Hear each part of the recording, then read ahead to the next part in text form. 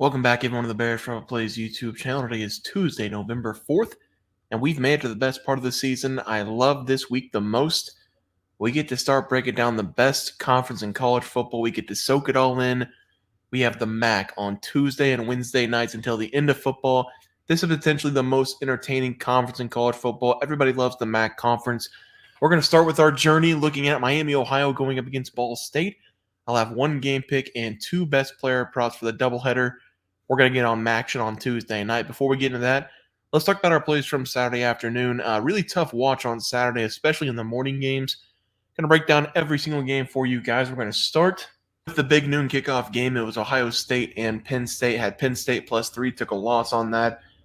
Penn State continues to be the worst team ever against top 5 opponents. Had Iowa State -13.5 against Texas Tech. Thought after the half they found something a little bit, found something at the end of the half. Came out in the second half, looked pretty good. Texas Tech found a way to win that game outright, though, on a last-second drive. Florida, we did cash that one, +14.5. Georgia looked horrible in this game. Carson Beck looked absolutely horrible as well. Georgia defensively didn't play great. Florida was on their fourth-string quarterback, and they still found a way to score. So, Georgia, I just don't know. I don't know anything about Georgia. Sometimes they look great. Sometimes they look horrible. I don't know. We take Florida +14.5. This one was a really bad one. Pitt +7.5. SMU jumped on them early, jumped on them often. They won that game by a billion. Navy -11.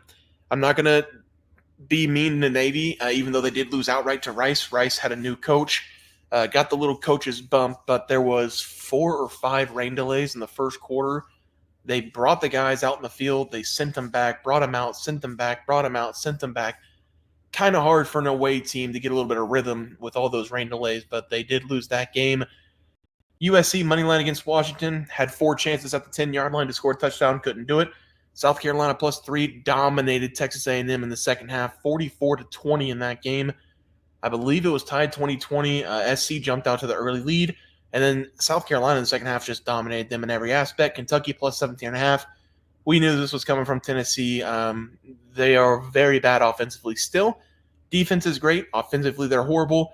And then Old Dominion, -3, up by 3 points. App State had a game-winning drive. Old Dominion had a chance to answer, but too little, too late.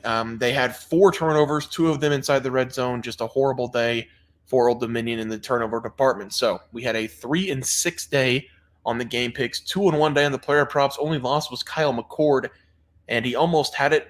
We went to overtime in that game. He finished with 280, I believe, passing, needed 306. Jonah Coleman and Brashard Smith over 84.5 rushing yards each were the 2 winners. Both of them went over 100-plus rushing yards. So altogether, 5-7 day. But let's take a look at the play for Tuesday night. We are going to be in action. Ball State going up against Miami, Ohio. One of these teams has a chance to win the conference. The other team is Ball State. I don't think Ball State's a very good team. I've seen them play a couple times. They're just not good. They are one of the worst defensive teams in the nation, giving up 45 points to Western Michigan and 35 points to Kent State. If you know anything about those two teams, you know that this is an extremely bad defense on the season. Ball State, they're giving up an average of 40.4 points per game. That's the 3rd worst team in the nation defensively. And you can see the numbers on the screen yourself. On the season, they're giving up over 500-plus yards defensively. Even if this was the best team in the nation offensively in Ball State, they still probably would lose some games because they can't stop a nosebleed. And unfortunately for Ball State, they're one of the worst offensive teams in the MAC conference as well. They are coming off a win against both Northern Illinois and Kent State, even though Kent State scored 35 points on them. So they have back-to-back wins in conference play. They're sitting at 2-2 on the season in conference play, losing to Central Michigan and Western Michigan. They've now played what I consider the 4 worst teams of the conference. This is going to be a matchup going up against one of the better teams in the conference in Miami, Ohio. Miami, Ohio, they're looking for their 4th consecutive win after starting off the season with 3 losses, and they've really turned their season around, getting big wins over the last couple weeks. They were able to take down Central Michigan in their last game, 46-7. Then they beat a pretty good Ohio team 2 games ago, beating them by 10 points, putting up another 30-plus points. Miami, Ohio definitely has started off the season slow, but offensively, over the last 4 games, they have scored 30-plus points in 3 consecutive games and 4 of the last 5. So they are starting to play some really good football. The way this team is playing right now, they could easily put up 40-plus points going up against Ball State's defense, and they've had steady quarterback play the entire year with Brett Gabbert, and they have the best defense in the conference so far. This has been a dominant group, giving up 20 points or less in 3 consecutive games. and they've also given up only 19.8 points per game on the year. They do struggle at times offensively, but that was early in the year. This team is rolling right now. I'm going to take them to cover the spread, minus 12 as a play. I don't trust Ball State. They only have one really good player at the tight end position. He might make a little bit of an impact, but at the end of the day, the defense is horrible. They're not consistent offensively. I'm going to take Miami, Ohio here, laying the points, minus 12 as the play. For the best player props of the day, we're going to start with the same matchup, Ball State going up against Miami, Ohio. We're going to take Cade McDonald of Miami, Ohio to go over 52.5 receiving yards. Miami, Ohio does have a pretty good running back. He has 86 touches, 554 yards on the season, but this team does most of their damage through the air with their quarterback, Brett Gabbert. He loves a lot of his targets this season. He has 3 guys at the wide receiver position having over 400 plus receiving yards already on the season. The top man, though, in this wide receiver room, Cade McDonald. He has 38 catches, 507 yards, 2 touchdowns on the year. He's the possession receiver. They've got a guy on the outside in Virgil, who's been their big play man down the field. He's averaging 18.6 yards per catch. But Cade has been a really good possession receiver, and this is way too low of a number going up against the worst defense in the conference. And this is a guy who started off his career at Michigan State. He was very highly recruited, but he decided to transfer to Miami, Ohio. Had a decent year last year, nothing special, but this year he's almost on pace for a 1,000-yard season. Again, this has been the worst defense in the conference, at third worst defense overall in the nation. They're giving up 307.1 passing yards per game.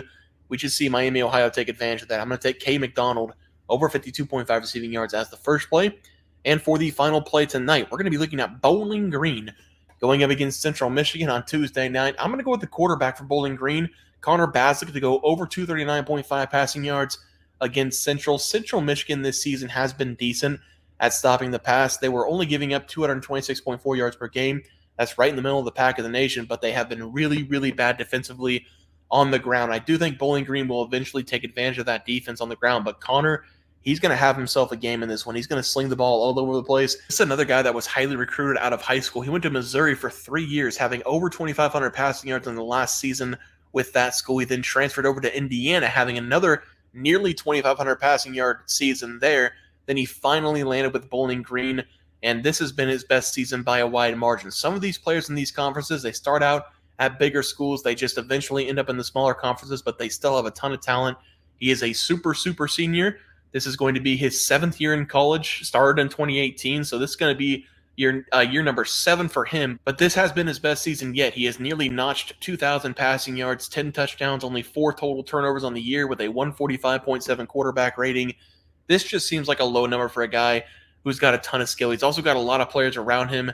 The best player for this team in the conference, actually, the best player is that at the tight end position. He nearly has 1,000 yards receiving this year. So I expect him to hook up with him a lot in this game. Connor's also had 250-plus passing yards in 4 of the last 6 games that he's been in. So again, this just feels like too low of a number. Bowling Green can easily put up 35-plus points in this one. I'm going to grab the over 239.5 as the play. Let's go over to the recap graphic for these Maction plays. We're going to go with Miami, Ohio, minus 12.